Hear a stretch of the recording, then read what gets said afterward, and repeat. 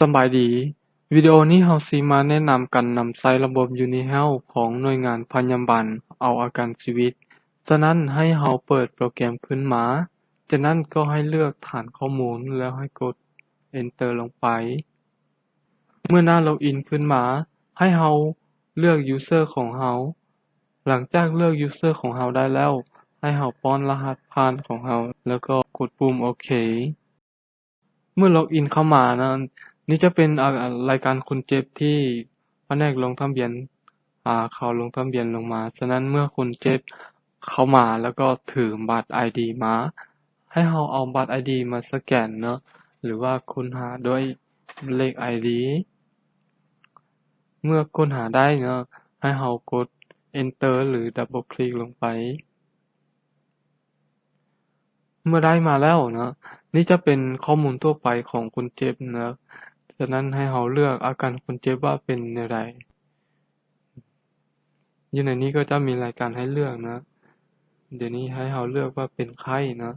แล้วปุ่มสุดท้ายนี้นะก็คือปุ่มที่เราถามคนเจ็บว่าไข้มาได้2 วันแล้วนะ2 วันไข้2 วันประมาณนี้นะจากนั้นให้เรากดบันทึก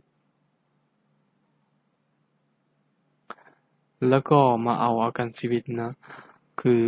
อาการชีวิตให้เรากดใช้ปุ่มตึมหลังจากนั้นนะหน้าฟอร์มเอาอาการชีวิตก็จะขึ้นมาให้เรามาป้อนข้อมูลอาการชีวิตใส่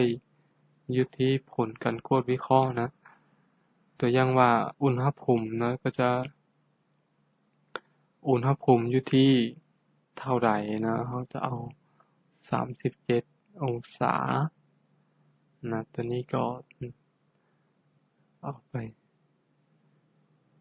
แล้วก็ตัวต่อมาคือ25ตัวนี้ก็ขึ้นอยู่กับที่เรากวนนะเมื่อได้แล้วนะก็ให้เรากดปุ่มเซ็นเซอร์และปิด